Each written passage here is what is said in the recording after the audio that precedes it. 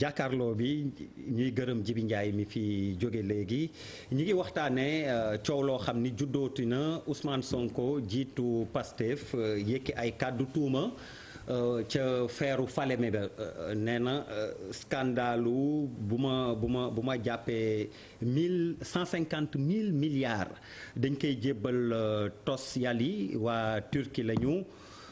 Feeru Falémé boobu nag société des mines de fer du Sénégal oriental MIFERSO directeur baa ngi nii toog tungu ne du teew ñuy naataal may leeral ni it invité lañ leen woon ñoom El Malick Ndiaye ba ma jokk ak moom démb ba tey ji la ma mujj ne waxtaane nañ ko bureau seen bureau te ci li ñu déggoo nee na dañuy bàyyi ba ci kanam doog a wuyu ji ci plateau télé yi le temps que ñuy waxtaan seen biir ak xëy na tënk seeni élément de langage noonu la ma ko waxee nee na dinañu dem ci émission yi kon bu sotti woon ñoom ñooy toogee place bi nga xam ne Jibi Ndiaye léegi la fa jógee muy kon invitation boo xam ni dinañ ko féddaliwaat féddaliti ko bés bu ñu bëggee ñëw rek toog kon du ñu tere def niñ ko jàppee woon thème bi it ni ma ko waxee tungu ne du teew ñuy naataal société des mines de fer du Sénégal njiit li mi ngi fii toog Amadou Camara lay wuyoo mun nañ ni tuuma yu safaanoo tukkee na ci Ousmane Sonko jëm ci yooyu nga xam ni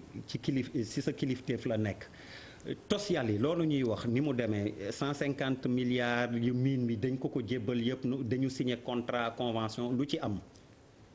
jërëjëf Ablaye yéen ñëpp maa ngi leen di nuyu. loolu ci gàtt di tënk. wala ñuy dugg ci détail. dara amu ci. fu ngeen teg ni dara amu ci. dara amu ci. pour rappeler. MIFERSO mooy société bi nga xam ne moo yor licence concession permis d'exploitation titre minier bi depuis bi société bi ñu ko créé 1975 ba léegi MIFERSO moo yor.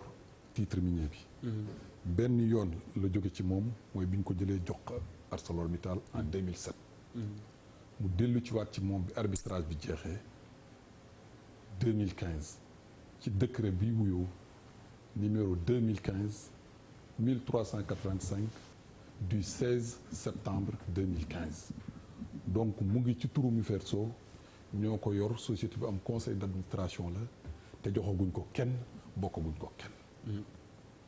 mais est-ce que du moom kon dafa am lu mu yëg ni ñuy wax lu ngeen di waaj xaatim mu am séddoo bukki wala Sénégal narti ñàkk ni mu ko waxee mu siiwal ko. séddoo bukki mënul am ngir pour def benn historique.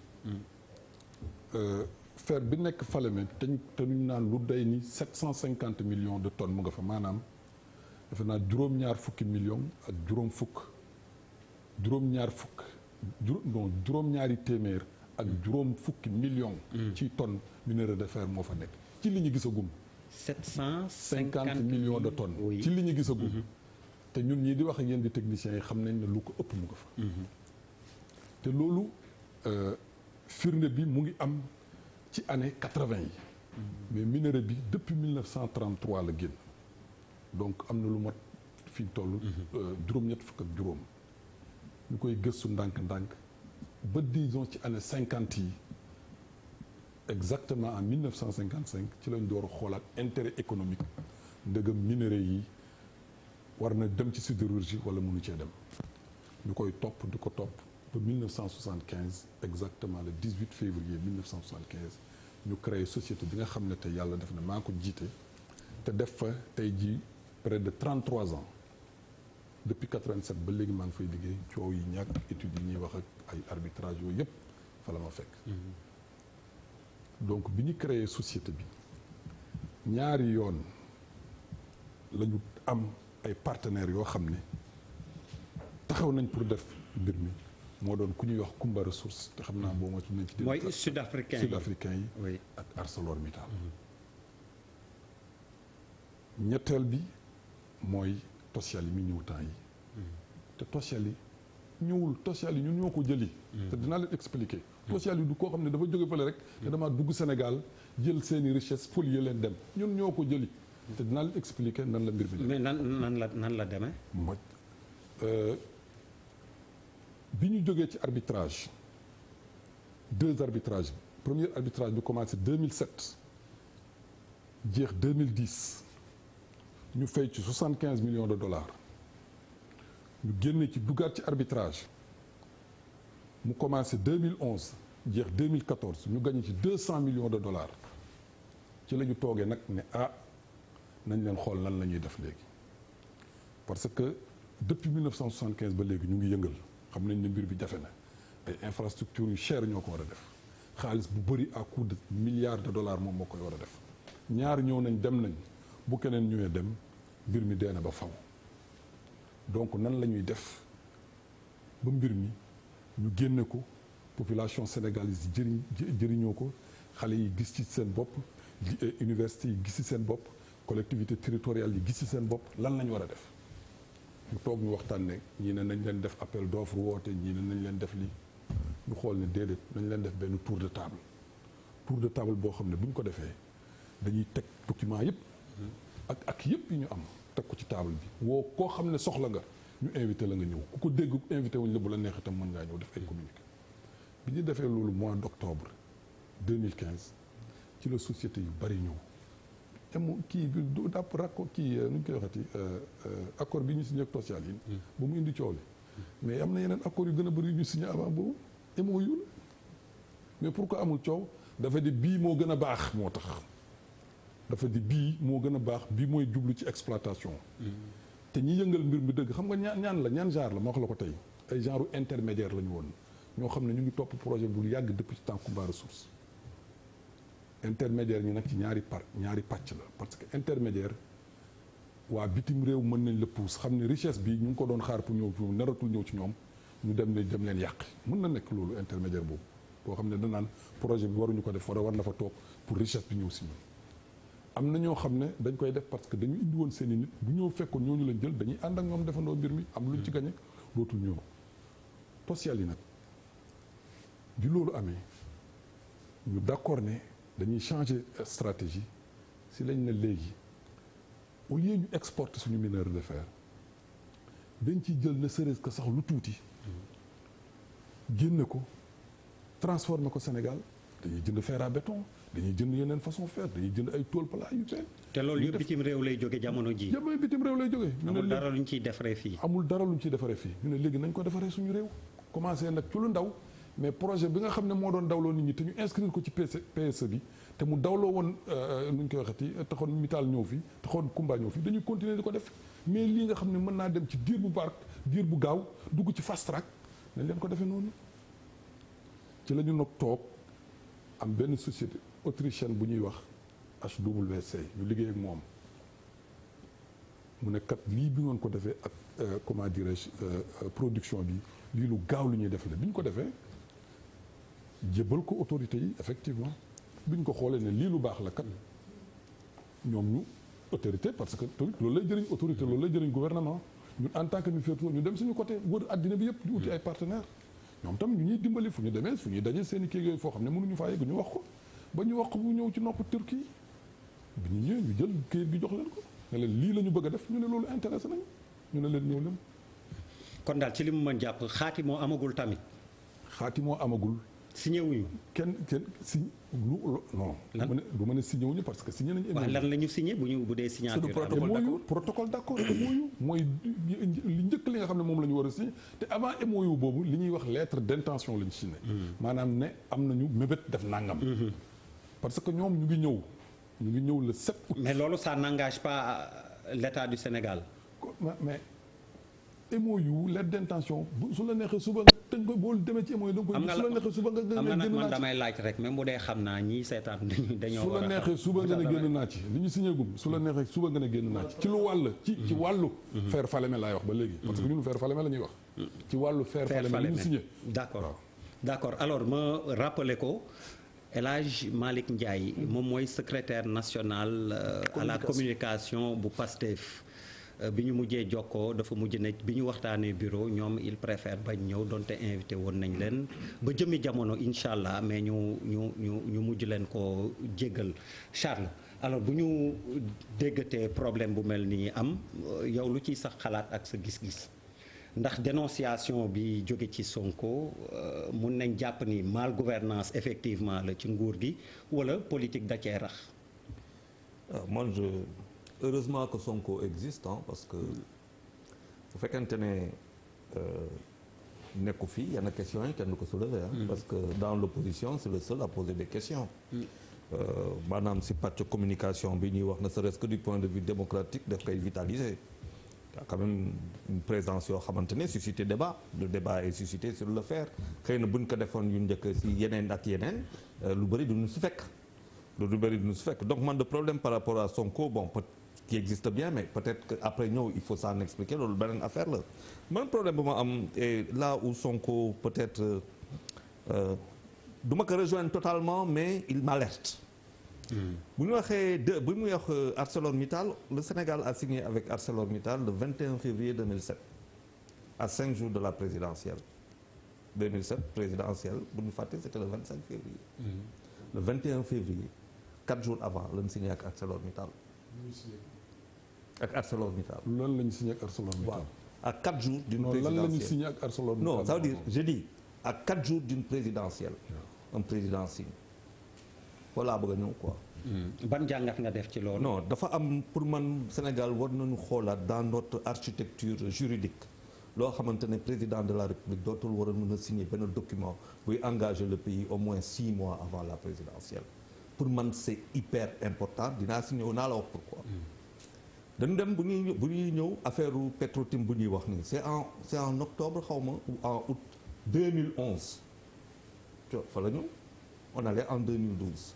bii bu ñuy wax nii de MOU bu muy wax nii c'est en octobre 2018 à moins de 6 mois de la présidentielle il y a toujours des problèmes de ce point de vue man loolu mooy suma plus grand problème bu muy wax sidérurgie quand ArcelorMittal est venu mais bien entendu boo xoolee boobu ak jamono bu ñu fàtte ce qui avait fait partie lu gën a bokk si loo xamante ne Abdoulaye Wade dafa perdre pouvoir c'était les coupures d'électricité mënoo wax sidérurgie te amoo électricité amoo énergie ça tient pas il faut l'énergie pour une sidérurgie amuñu woon et aujourd'hui je peux comprendre par rapport à ce qu'il dit si offre boo xamante ne Turquie dañ koy def dans l'offre parce que énergétique forcément dafa am lu ngay exploiter boo bëgg a def transformation il faut que tu aies une sidérurgie bu am maanaa te boo amee sidérurgie bu am maanaa mooy da nga am centre électrique bu am maanaa donc dafa am luy pourvoir énergie pour nga mën a liggéey si je me trompe nga wax du dëgg dinañ ci ñëw di ngeen ci ñëw donc je pense que peut-être si biir transformation bi effectivement ñu liggéey ko fii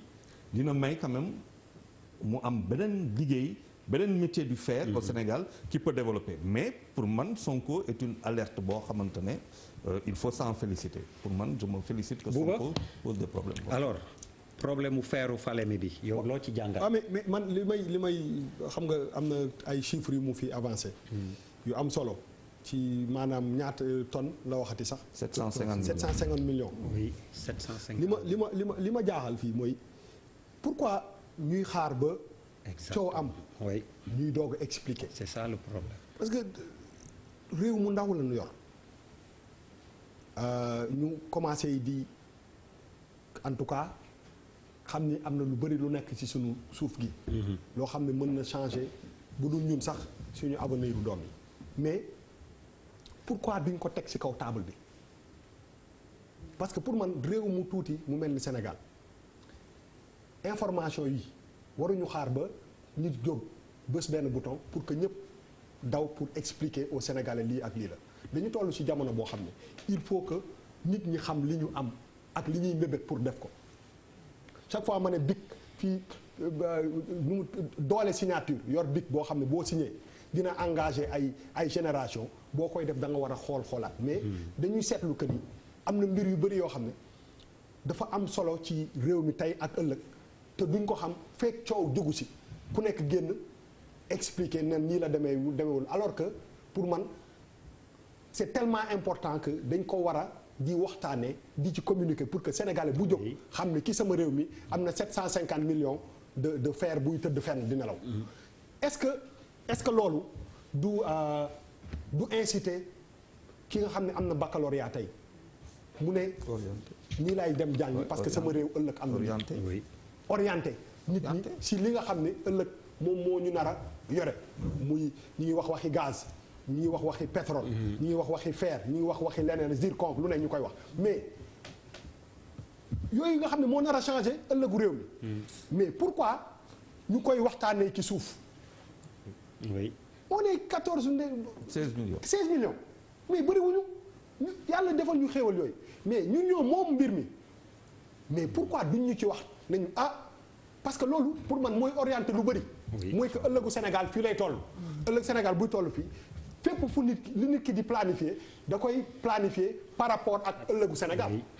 mais on nous cache tout il faut une émission de télé pour que le directeur vienne si benn plateau pour wax que ni on a 750 millions di ci glorifié wu alors que c'est une pression bu exister moo tax information yooyu génn ça pose problème li Charles wax dëgg la dañu nekk Afrique boo xam ne nit yi bu ñu nekkee di jubal élection di jub ci élection mais ñu si gën a bëri balaa ñuy dem président yi balaa ñuy dem ñu si gën a bëri seen tooxi ñu ne si lañ koy def parce que xamuñu ndax dañuy toog wala dañuy dem mais loolu dañu nekk Afrique dañu am benn maladie mooy dañu luubal alalu askan bi daf fi bëri garde-fou yooyu dañ ko war a teg dañu war a xam lan la ñu am Sonko bu dee dafa génn wax benn affaire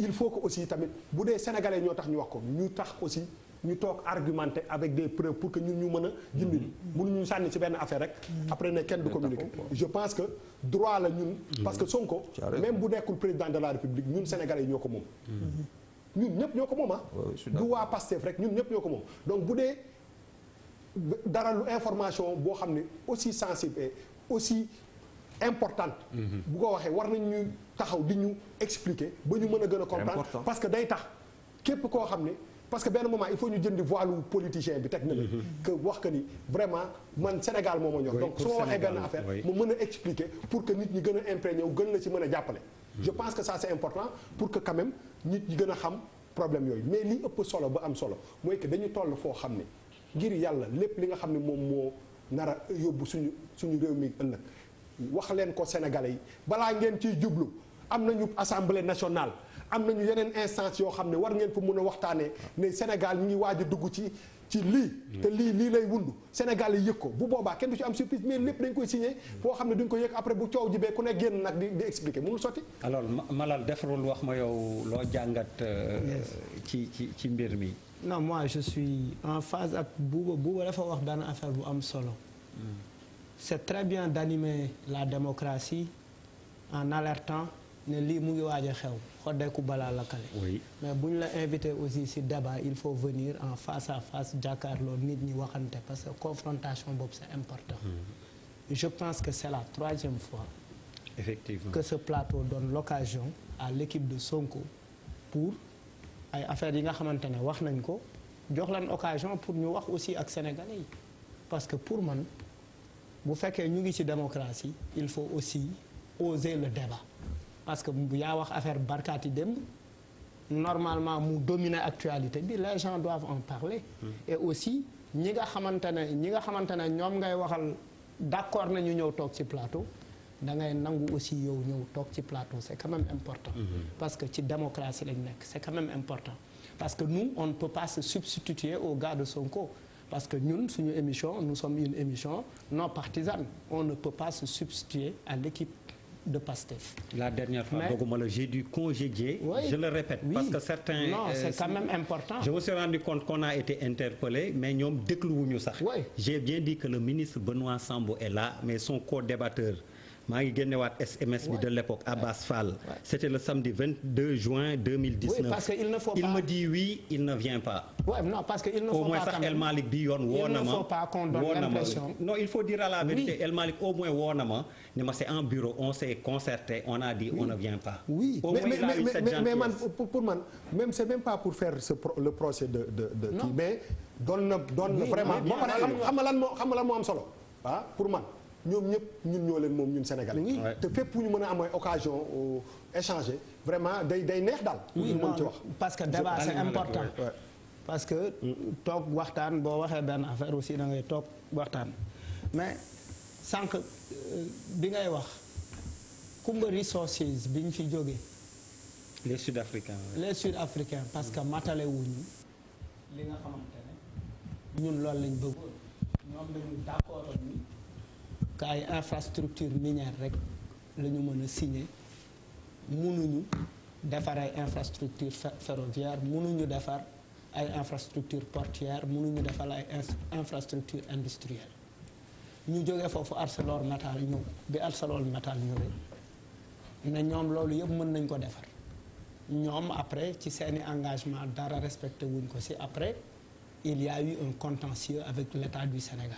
qui nous a coûté 75 millions de dollars je pense si je me trompe État du Sénégal sous Macky Sall régler question boobu moom ci développement am nee na fay nañu bor bi mais en même temps gagné nañ 200 millions 200 millions yooyu ci lan lañ ko gagné ak nan lañ ko gagné il a évoqué effectivement le memorandum of understanding moom mooy protocole d'accord mot anglais la buy signifier protocole d'accord li ñu d'accord nag signé ko te contraindre ñu ci dara mooy parce que un memorandum of understanding mooy li nga xamante ne contraindre la amoo ci benn contrainte tu n'es pas lié léegi loolu ñu dégg ci ni am nañ ci 200 millions de dollars ci li nga wax yaa ko wax n'est-ce pas non wax nga ni tout à l'heure am na fu ñu gagné 200 millions c'est-à-dire oui après mooy expliqué waaw donc am na fu mu waxee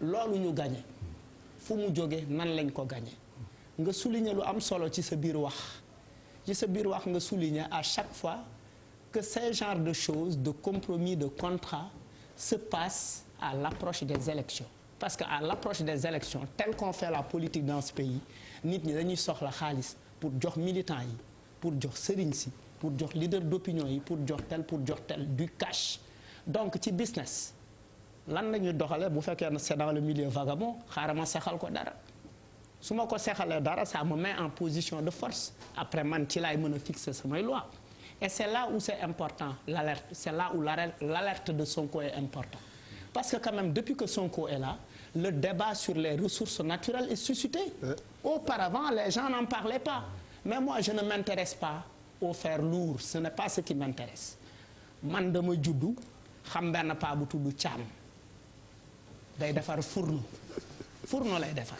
kuddu chinois yi ñuy añee yëpp kuddu luus yi ñuy añee ça vient de ça ak inde yi ñuy tayee suñu ceeb ci paa yooyu la jógee boo demee Rebeuss par exemple ñoom grand Alioune Thiam et cetera ah Sénégal dëkk la bi nga xamante ne dafa yàgg ak weñ on a les meilleurs bijoutiers ñoom ñoo nekk un peu partout en Afrique di fondre di defar c'est de très grands artisans quel est ban lien la sunu artisanat am yan anticipation effectivement le sunu quelle est la politique d'interconnexion de l'État du Sénégal par rapport à ces différents secteurs-là qu'est-ce qu'on fait de l'expertise artisanale ancienne traditionnelle est-ce que l'État mu ngi accompagner parce que man grillage u tabaski buuba defe naa loo tubaabe loo am x6 bu tabaski jotee doo lakkee sa yàpp gaz fourneau ak këriñ ngay teg mooy goût bi pour goût bi neex pour goût bi génn ak parce que am na li nga xamante ne c'est socio-culturel c'est important ci aspect dëkk bi la bokk beneen affaire bi ci topp mooy tous ces jeunes yu yeewu boo ne woon Sandaga dañ koy toj tey tu verras demain matin 10 000 jeunes yu yor ay marteau 5 kilos taxaw pour toj pour am fer fer boobu ñuy extraire une tonne bi 140 000 la doon jar bi Someta ñëwee Someta parce que après n'oublions pas que Someta chinois yi ñu ngi sébi xotaan di ko polluer et en termes de responsabilité sociale ils ne font absolument rien et bu ñuy fondre am na ay plombe dans l'air am na et cetera ça asphyxie ça pollue l'air et les populations sont exposées yan disposition la État jël et c'est 7500 jeunes yi nga te pourtant Someta 285 jeunes kese la 285 personnes la jël ñuy liggéey au détriment de 7500 personnes qui travaillaient dans le secteur informel et ce secteur informel là ñaata milliards TFM def na ci benn dossier bu mag daaw pour man il est important qu'on pense effectivement au Sénégalais lambda.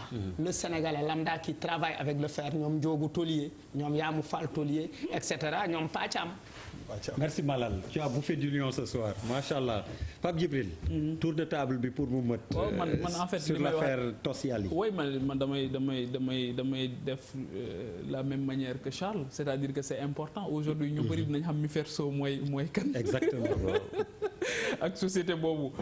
am te ndax état du Sénégal moom moo ko moom su ma juumul 98% au moins ah. waaw donc mën nañ leen wax tam fi mu jógee ba mu yegg si foofu. waaw voilà parce que du Sénégal rek moo ko heure bi fekkoon ne. li ñuy wax am nañ ko ci duñ ci am dara ndax ay tubaab a ko moomoon. mais def nañ ba nangu ko ci ñoom. mais xam nga ce qui est important mooy wax ji tey moo tax ñu mën a xam lii. exactement donc le droit. non pour firndeel li ngay wax Pape Djibril mi wax nee naa ko waxaat ma lan mooy. régime bu ñëw lu la arrangé rek ngay revendiquer ci régime bi passé parce que bu dee alternance dafa am en 2000. mais ñi dem alternance dañuy sanction kon boobu dafa am une sanction politique boo xam daf ko subir. oui donc boo ñëwee kay li la war mooy nga def inventaire ci loolu yëpp nga xamante ni moom mooy législation bi xool nan nga ci indeewaat yow sa touche originale par rapport ak bàyyil bi nga am ak confiance bi nga xamante ni sénégalais yi jox nañ la ko. donc et à ce niveau là je pense que ne tappale bu rëy daf ci am ci sunu nguur yi ni ñuy succédé wante tey ji boo jëlee entreprise bu mel ni Miferso mais lu bari lañ ci mën a wax tey jii IGE à un moment donné pointé na ko du doigt ndax ay indices de malversation yoo xamante ni amoon na fa l'enquête boo xam IGE la directeur bi dina ma wax ndax enquête bi am na wala amul. une commande du chef de l'État au niveau de l'IGE pour ñu xool ndax dafa am ay soupçons de détournement qui tournaient autour de 158 millions de francs CFA. yooyu dafay baax. ndaxte ceci explique cela parce que day am ay imbrication yoo xamante ni moo tax tole yu mel nii bu jógee ñu ne am na société bu ñëw ñu ne dugal nañ ko ci ndax leer na ndax leerut c'est pas ça le problème mooy ndax daf ci am ñu ci am ay intérêts immédiats ou pas en dehors des intérêts de l'intérêt général et je pense que yooyu aussi dafay baax ñu koy càmbar bu baax leneen li nga xamante ni c'est choquant et ça choque les Sénégalais te du ci Miferso rek ak fer beeg yooyu mooy exonération yi ñuy wax le plus souvent sur 10 ans dafay nekk yoo xamante ni te exonération bi du am dara loo xamante ni dina ko am incidence ci sax sénégalais yi nga xamante ni ñoom ñoo fay ñëw di liggéey beneen bi mooy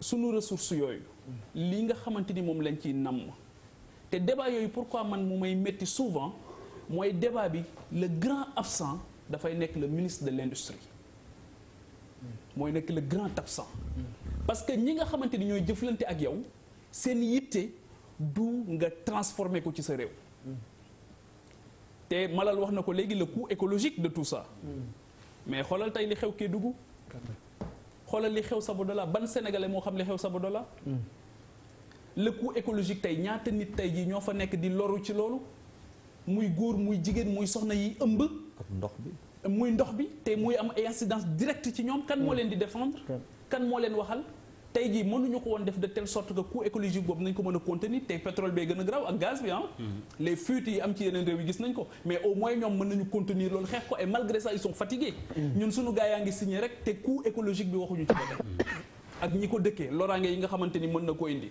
c'est la même chose aujourd'hui avec Sococim c'est la même chose aujourd'hui avec ñi nga xam ñoo nekk Pout les gens en souffrent mais personne n'est là pour les défendre je pense que le débat il est intéressant et que les pouvoirs publics wala la chaîne publique c'est pas à son honneur nit ñi tuumaal nguur ñu woo benn parti rek pour mu def démenti alors que couvrirul sax respecté wul sax téléspectateur am parce que couvrirul sax ñi nga xamante ni ñoom ñoo yëkkati coow loolu et tu viens couvrir tu donnes un boulevard à ceux qui sont interpellés pour ñu ñëw toog expliquer c'est pas du professionnalisme et c'est manquer de respect à ses téléspectateurs et à son public yaa ngi dégg donc souci équilibre de l'information et je pense que loolu mooy le débat de fond aujourd'hui le droit à l'information ce que les gens doivent savoir te ñu bàyyi réagir te di agir parce que lii ay réaction la exactement voilà.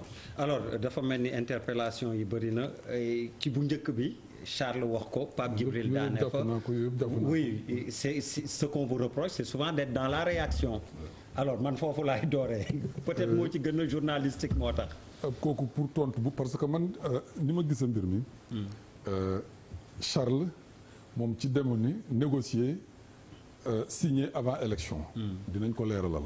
pour xamal ko ne timing négociation minière wala ay ni ñuy wax ay méga projet bokkul ak élection dara yëf yi commencé na bu yàgg xëy na nag li ñuy wax tombé moo waral ay gaaf mais bi ñuy négocier yooyu nekkul sax suñu xel buuba problème mu communication la wax. Malal moom Baye Jagal moo ko gën a intéressé daal. ak la kii Baye Jagal mooy Baye Jagal. communiquement rek keeg yooyu. dinañ ci ñëw. bu dee jibi problème législation la wax ak détournement ak communication. bañ a nekk rapport IGE bi muy wax. moom laay wax détournement rapport IGE. oui parce que bi ma lay wax nii IGE mu ngi sama service. depuis presque 1 an ñu ngi ci jël nañ cabinet buy keeg yooyu cabinet bi ñuy wax cabinet ERA moom lañ jël depuis 1 an mu ngi ak ñun dossiers yi nga xam ne mooy leeral loolu yëpp jox nañ leen ko. Charles xam nga comme ni ñu ko waxee mbir moo xam ne bi ñu ko commencé 1975 la amul président bu ñëw Sénégal dugaloo ci loxoom kon xam nga mbir mu métti la pour defar ko dafa métti ay négociation la laaj négociation ak Turquie ñu signé ko le 9 octobre mu ngi commencé bi président Erdogan ñëwee Sénégal en mars 2018 parce que bu visite président amee mu ànd ak ay opérateur économique département bu nekk dañ lay wax leen mooy say projet ngay kii ñu yóbbu suñu projet mooy projet bi ma leen di wax. mais yow yaa leen jëli nga wax léegi wala ñoom ñoo ñëw. déet ñu ngi ñëw ñoo leen jëli bi mooy maanaam ñun ñoo defar suñu projet wan leen ko maa ngi ñëw xaaral ma expliquer mu leer président Erdogan bi mu ñëwee. ci la ñu jël suñuy projet ne ñun kat yi mooy suñuy projet yi ñooy suñuy projet kooku ñu ngi woon en mars 2018 bi ñu ñëwee. première société bi njëkkat ñëw taxaw ñoo ne moo soxla mbir mi ñun lii intéressé li ngeen teg société bu ñuy wax tas yàppi la tudd mais kooku ci génie civil ak infrastructure la nekkoon bi ñu waxtaanee ñu ba pare ñu ne déedéet du bii ki ñu bëggoon mu ñëw du kii ñun sidérurgie ak kii la ñu waxoon booba aussi ñun dañuy wër di dem ci foraay di dem ci conférence yi xam ne li Turquie am na ku mag ku nekk foofu koo xam ne li ñu bëgg a def te ñu soxla ci li ñuy wax partenaire stratégique maanaam koo xam ne yor nga xaalis bu bëri ak xam-xam pour ñëw ànd ak ñun defandoo lii am na Turquie mais du kii la ci la ñuy dem di continuer di négocier ba 7 août man chaque jour dama daan xëy sama ministre saa li ma koy njëkk a laaj toujours bu kii ma ne ko waaw kii Turquie bi ñu ciblé kañ lay ñëw toujours di ko laaj parce que dañu soxloon mu ñëw loolu mooy firnde par exemple ñoo leen jëli kañ lay ñëw di ko topp ba le 7 août lañ ma door a woo ne ma am na ñu jot a ñëw ñu xool ne ñii lañ soxla woon ñu signé ak ñoom comment dire lettre d'intention li indi 9 octobre bi c'est que dafa am daje bu mag buy am Turquie chaque année bu ñuy wax forum Turquie Afrique donc bi forum boobu amee comme que ñun dañuy dem ci kii yooyu ñu ne nañ leen jël kii la plateau la boo xam ne mun nañ fa dem ñu signé loolu du leneen. dafa tombé boobu ñu ànd fa. alors li Bouba wax tamit interpellation bi lu tax. maa ngi ñëw c'est la réaction du ngeen wax ak ñi nga xam ni vraiment ñoom ñooy seen patron muy le peuple. moom ci loolu laa bëgg a ñëw. man dama leen di delloo mbir mi. yéen peuple bi kon dañ ne ñoom ñoo bëggul dégg. déglul ma wax la Bouba benn société ñun société la ñu comme yéen GFM. est-ce que yéen seen mbir yéen a ngi koy teg ci taabal bi dinaan nii la fan ngeen di waxee seen i mbir. société nationale ngeen yéen. société anonyme. oui mais bu yor loo xam ni sénégalais yee ko moom. déedéet. l'état du Sénégal le faire que vous gérez c'est pas pour le Sénégal. il faut ma expliquer loolu laa la bëgg expliquer xam nga dafa am évolution bu am ba comment dirais-je capital bi ñëw nekk 98% en faveur de l'état. du noonu. oui. mais évolution boobu mu am avant ay tubaab ñoo fi nekkoon. non mais au jour pour ñu xam nga émission télé mu waaw loolu au jour de jour laay wax. entreprise bi kan moo état moo am 98%. oui état la ñett la ñuy communiquer ñun. waaw est-ce que état moo am 98%, oui ou non. ci bu yàggul. non mais tey jii nii. état moo am 98%. waaw mais kon par état moom société 98% nga ko société yàq moom. déglul ma wax la maa ngi ñëw ci loolu laa jëm. saa yi déglul ma ñëw ñun ñett la ñuy communiquer benn suñu conseil d'administration bu ñu amee lu ñuy wax foofu la ñuy ñëw ñu wax ko bu paree ci conseil d'administration bi chaque année dañuy dem assemblée nationale bi nga xam ne mooy émané peuple bi ñu taxaw ak ñoom jàkkaarloo nekk suñu booru ministre ne ñu lii ci wàllu fer bi lii lañ ciy def. mais les députés peuvent même pas vous interpeller sur ça. non les députés non kan mooy émané peuple. mais xam nañ. yéen ñun ngeen di waxal waxu leen ak peuple bi da ngeen ne ñun waxuñu ak peuple bi. xam nañ bu ñuy wax ak peuple bi assemblée la ñuy dem fa lañ dem wax ak ñoom. non chaque année ñu def ko. non fi àdduna toll nii kenn dematu assemblée rek. en fait Pape Djibril li mu lan wax la communication de toujours. de tous les jours la laaj. mais pas at ba at ñi ngi dem assemblée kenn dematul assemblée rek. communication de tous les jours nga wax de communication de tous les jours. ah mais loo xëy bés nga jox que ne lii. mais waxin mais pour que dara bañ ci ump nit ñi. parce que man li may wax waxuma fan la yem. parce que des na yeneen communication yi des na. assemblée nationale dañ fay dem. chaque année. yéen a ngi door a toog ba tey est-ce que mos ngeen. dugg ci site web MIFERSO soo liir xam nga lan moo fa am bind nañ fa 750 millions tonnes bu yàgg. yi ñuy signé bind nañ ko fa bu yàgg. chaque année chaque 2 ans ñu organiser salon des mines pour informer nit ñi woo leen ñëw leen kaay leen wër xool leen lan moo fi xew. den nga mos ngeen fa dem ku fa mos a dem ci yéen. non xam naa ku fa mos a dem xam naa nga information. loolu moom dëgg. attendez mosu leen fa dem. te dañuy woo peuple bi yëpp ngeen ñëw foofu ngeen xam. mais wala da ngeen bëgg nag ñu dem ci ginnaaw Jibi dem ci ginnaaw Bouba dem ci ginnaaw Ablaye ne la lii moo xew lii moo xew. mais bu ngeen ko mënee jéem waxuñu luy xew ci bureau yi mënul nekk. ma ne waxuñu luy xew ci bureau yi. loolu mënul nekk de. moi quand j'ai parlé. peu assemblée la ñuy dem wax ak yéen. dugg suñuy sebet wax ak yéen. non dama ne wax ak suñu conseil d'administration. assemblée derrière qui quel ministre le ministre de l'industrie. qui veut même pas débattre à l'assemblée. le ministre des mines ñun mine la ñu kii. non mais Sophie Gladima ministre des mines. mais xam nga c'est des ministères très techniques. le plus souvent ñun aussi loolu c'est une incongruité qu'on a benn anomalie la. mooy suñu député yi. le plus souvent formation bi nga xamante ni war nañ ko am. wala niveau d'information bi nga xamante ni war nañ ko am. dëgg la pour prendre en charge yenn questions yi le plus souvent duñu ko am. loolu peuple bi la incombé. yow la incombé man non c'est pas le peuple c'est un choix. kan mooy choisir député yi. mais déggoo dama bëgg a wax ne. kan mooy choisir député yi. yow ak man ak ñun la c'est le peuple. mais dama ñun nag ñi ñu choisir teg ko suñu kanam. mais chaque année dañuy wax ak ñoom chaque xam nga wax ak ñoom. moo tax ma ne y a une volonté Charles bu ñu waxantee dëgg rek y a une volonté. pour que peuple bi li ñu war a yëg du ñu ko yëg c'est à tout point de vue c'est-à-dire que ci commencé na ci nan la ñuy nommer nan la ñuy fale suñu député yi commencé na ci ñan ñoo ñuy représenter à l'Assemblée nationale commencé na aussi ci yéen fii àdduna toll boo demee dans les grandes démocraties dañuy def seen parlement rajo ak télé boo xamante ni parlement moo ko moom pour ñu diffuser li nga xamante ni moo fay xew càmbar ko ba mu kii ñun comme suñu parlement eggagul foofu est-ce que da ngeen di continuer ne Assemblée nationale rek ngeen di nekk pour permettre aux gens ñu xam li ñu war a xam.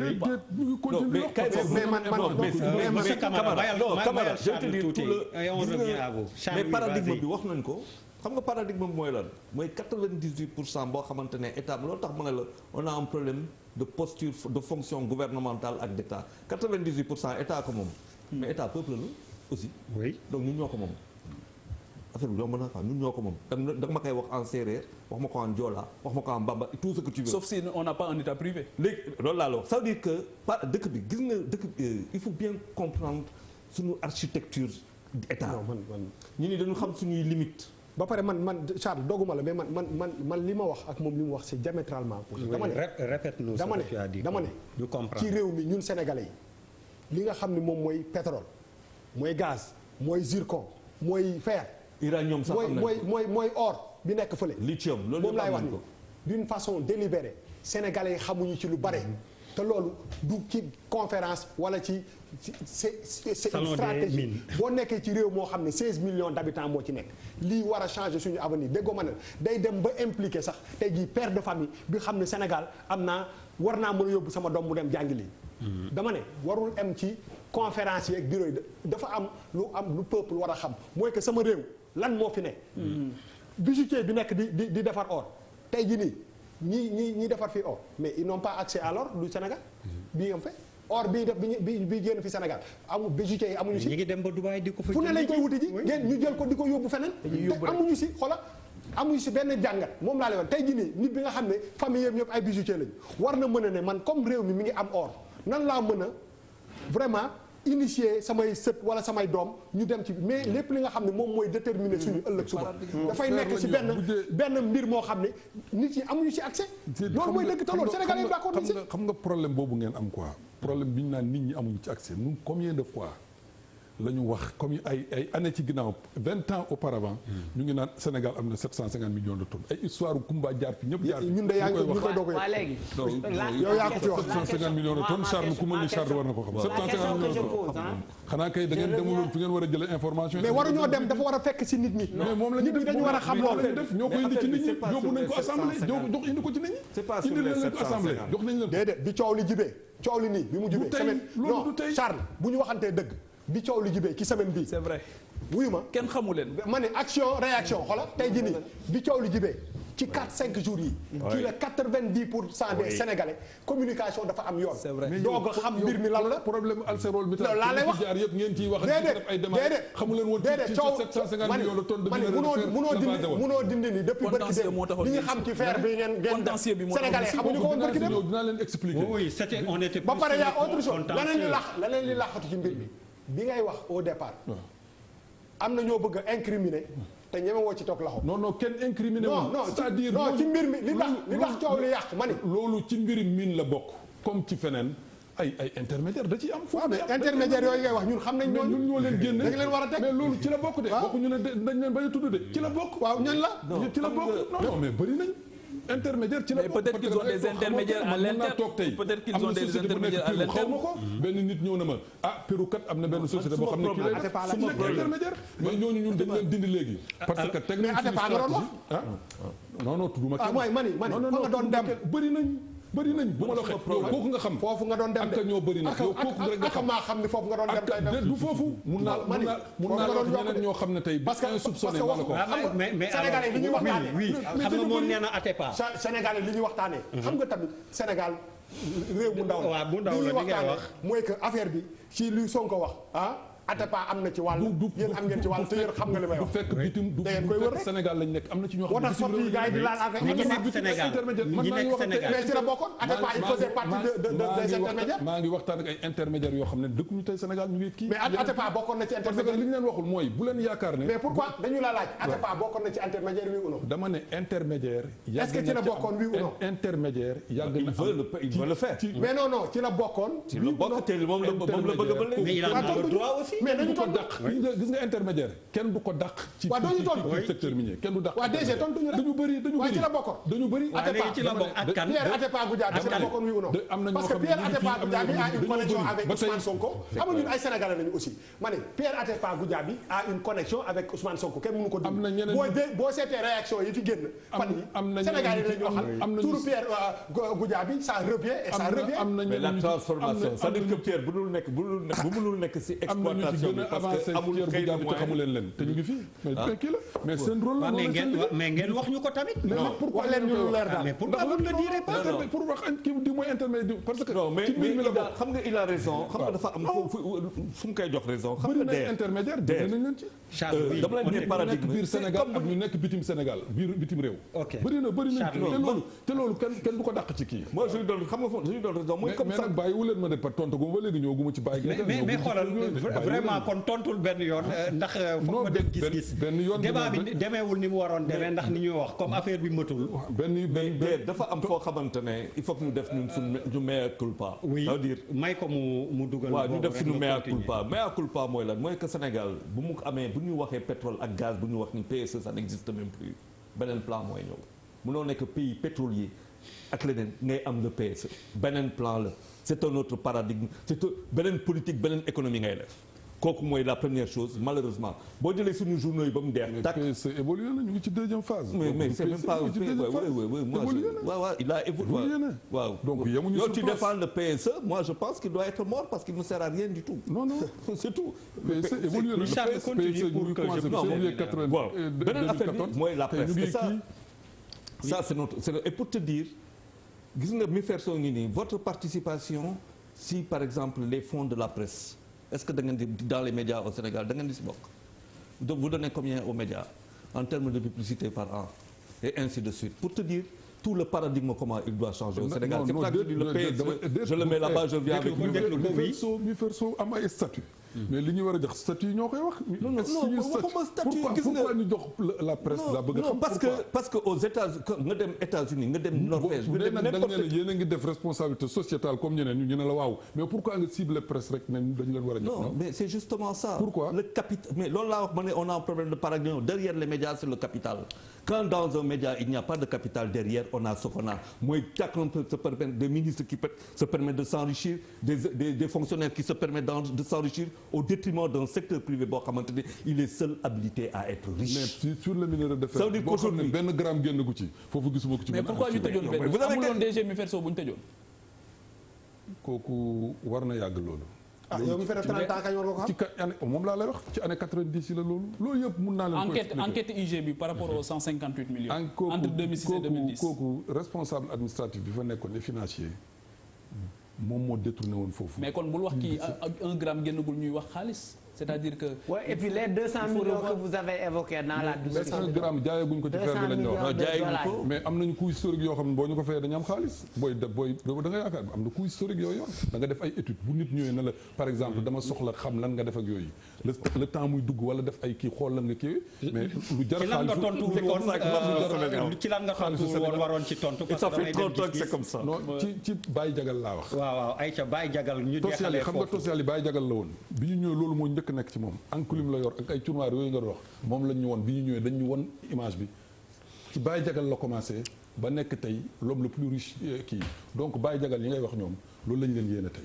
waaw te mu ngi ci contenu local bi nga xam ne moom qu'est-ce que vous faites à leur endroit. mu ngi ci biir contenu local bi di nga gis ne Baye Jagal yi ci la ñu bokk. non école de formation yi ci la ñu bokk. contenu local dañ leen di moom moderniser dañuy moderniser Baye Jagal yooyu. non contenu local foofu la nax bi gën a nekk. waaw amul benn nax contenu. mais man am naa benn question. sur minerai de fer contenu local bi am. non DG tontu boobu de droit sénégalais xam nga yéen 750 000 gis nga affaire DG s'il vous plaît DG bu irrationnel. non DG s'il vous plaît dernière question et bu puis ñu doon xayma 750 millions de tonnes. bu ñu ko doon xayma en terme de xaalis. waaw nan nga koy évaluer. da nga koy multiplier par le prix du minerai de fer sur le marché mondial. mais non xaw ma prix bi. waaw fi ñu toll tey approximativement. prix bi mu ngi toll ci $110 la tonne. oui 110 donc $. 750 millions tout multiplié en par sachant que 110 $. am nañ pétrole waaw. ak gaz léegi bu moom te laa kenn jox ko Tosiali maintenant calcul bi ñu def. waaw léegi lu mel noonu. moom li ma doon wax mooy lu mel noonu bu amee ci réew mu mel nii. waaw pour que nit ñi anticiper ñu ëllëg mu mën a nekk loo xam ne mën nañ ci liggéey. da ngeen war a inciter nit ñi ba ñu jëm ci loolu. mais pas assez ah vraiment non pas assez directeur je suis désolé. mais li ñu xam ci fer bi ci 2 jours yi xamuñu ko ci depuis 30 ans. waroon ngeen ko xam bu yàgg ndax coow li ndax ci wax nañ ko ci parce que rajo bu coow amee rek pour qu'on le sache wax nañ ko ci télé yi góorgóorlu leen ci pour ñu xam ko nii loolu tax pour leeral leen ni moo tax ñu ñëw nii on est parfaitement moo tax d'accord ñu leeral leen mais yàgg nañ ko wax moom loolu lu fi jógul la maintenant dafa am benn gis nga li omni bi leen nit ñi mooy calcul bu simple nga daanele foofu calcul bu simple bi ni ñu koy waxati conférencier yi def ne la kii lii la indi lii la kat yëf yi di jar lii la ci am du demee noonu mosul demee noonu lii c'est gis nga c'est des affaires sérieuses. Quel est le coût écologique? c'est des affaires très sérieuses. oui ma ñëw c'est des affaires très sérieuses. naka lañ ko war a calculer xam nga fii nan lay demee. xam nga Miferso dañ la ne commencé na depuis 1975. oui def na ay études. am na background. dem na ñaari yoon arbitrage ay ArcelorMittal jox na ko ay études. am nañ ay recherche leeralal lan mooy dem na ñaari yoon arbitrage pour ñi xamul. maanaam dem na ñaari yoon arbitrage boo jógee par exemple bi ñu defee transaction ak comment dirais-je. Arcelor Arcelor fay nañu 150 millions mais yeneen 50 millions yu étude lañ ko jox. donc études yooyu bu nit ñëwee dañ koy calculer. calculer suñu assiette minerai de fer. du noonu. calculer tamit. comment dirais-je situation macroéconomique bu Sénégal wala ne am na ay route da nga ciy jaar. am na chemin de fer da nga ciy jaar am na ay port tout ça kii bu ñu calculer loolu ba pare. c'est beaucoup d'argent. Tosiali comme bu ñu jëlee cas Tosiali bu ñëwee dafa naan man en tant que partenaire stratégique lii laay indi bu boobaa ñu toog ba d'accord ci ne diw indi nga lii mais kenn ñi conférenciers yi li ñuy wax ne diw lii kenn mënu mais DG on parle de combien d'argent? mais ma ba ma pare on parle 800 000 mais ba ma pare 400 000 gis nga bu loolu amee ñoom tey même ñun ñii di wax ak yow nekk ci dinaa la wax depuis 30 ans xamuñu ko xam nga loolu kañ lañ koy xam boo d'accord ñun ñaar bu ñu d'accord ne ku nekk lii nga indi dañuy dem ci cabinet consultant ku mën ni ay Ernst & Young Deloitte ku mën ni ay McKinsey ay Mazars ñoom ñoo ñëw toog ci digg bi ne Sénégal am nga lii indi nga lii Tosiali am nga lii indi nga lii société bi ñuy créer ak bénéfice yi Sénégal nangam % nga am ki nangam mais calcul yi ñuy def teguñu ko fenn bu dara calcul 1 plus 1 yi nga doon wax égal 2 loolu la ak li nga bëgg a xam rek ne 750 millions de dollars. non dama bëgg a laaj rek boo koy xayma non waxuma dama ne dama bëgg a xam loolu rek valeur bi lan la. alors ku wax 750 millions de tonnes mën a wax xayma ci valeur. da ngay def 110 multiplié par 590. bon est-ce que c'est aussi simple que ça? Y a pas le prix du transport. dama ne ku wax 750 millions de tonnes. 70 000 mën a wax assiette c'est la valeur assiette mooy. muy ñaata ok mais boo ko la valeur assiette bi nekk foofu. boo ko génnee effectivement comme li nga wax boo koy valoriser day am ay intrants. day am coût des intrants. non ne serait-ce que le transport parce qu'en préparant l'émission aussi on a demandé à gauche à droite par exemple on me dit le kilo non pas le kilo la tonne au kilomètre diggante Tamba ba fii c'est 30 francs donc la tonne kilomètre. oui tonne kilomètre nga jëlee ko Tamba di ko indi ba fii Dakar. te dafa am beneen affaire boo xam ne tubaab yi ak xëy na Turquie. donc ñun on ne transforme rien lépp day ñëw Dakar. non justement foofu la ñuy kiiwaat. mais est-ce que fa la ñuy daal ne préciser que est-ce que dañuy yóbbu yëpp jaayi sur l'international wala dañuy même si on connaît la réponse. da nga wax benn affaire. no directeur leeral ñu dafa am loo xam ni fii lañ koy liggéeyee ni nga doon wax sànq pour ay fer béton yu demee noonu. ak lu ñuy yóbbu bitim réew. waaw loolu non dama bëgg mu leer si suñu xel. su ko tubaab bi nangoo dafa am lu ñuy liggéeyee fii. minerai de fer boo ko produit par exemple. bu ñu xoolee xam ne sa dëkk. lii nga ci mën consommer. mais bu la neexee li des mën nga ko exporter. nga exporter donc c'est clair dañuy ñun léegi kii boobu comment stratégie boobu. Sénégal nekkatu ci Sénégal xam nga lu mu wax. indi naa PSE. non lii politique la nga ne. PSE bi dama ne. Sénégal li mu wax dafa ne PSE ñëw na PSE bu ñëwee li mu laaj ay infrastructure ay construction nit ñi gis ci seen bokk am ay kër ak i tabax ak i tout ça kii yooyu donc fer bi ñuy jëlee bitim réew léegi nañ ko jël nañ ko produire à partir du minerai de fer.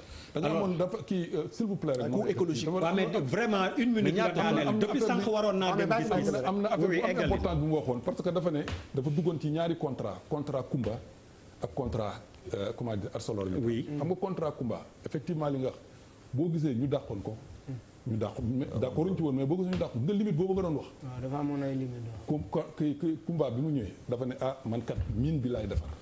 mais infrastructure waxul ne yéen a koy defare mais dañuy ànd utandoo xaalis defarandoo ko man dinaa fay nag lu koy amortir.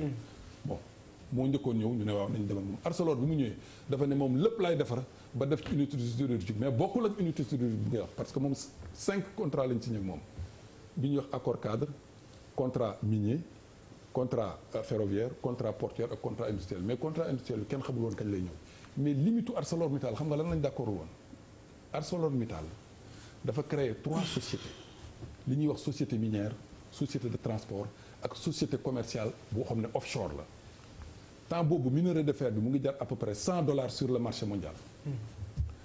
ArcelorMittal ne man damay créer société de transport boo xam ne. maanaam du def benn bénéfice bokku leen ci. ne damay def société kii commerciale boo xam ne ci biti offshore lay ci biti lay jaayee te ci marché mondial li fer bi di jar loolu la koy jaayee maanaam $100 la tonne yéen nag société bi ngeen bokk yéen. cost plus laa leen di teg si xam nga lan mooy cost plus.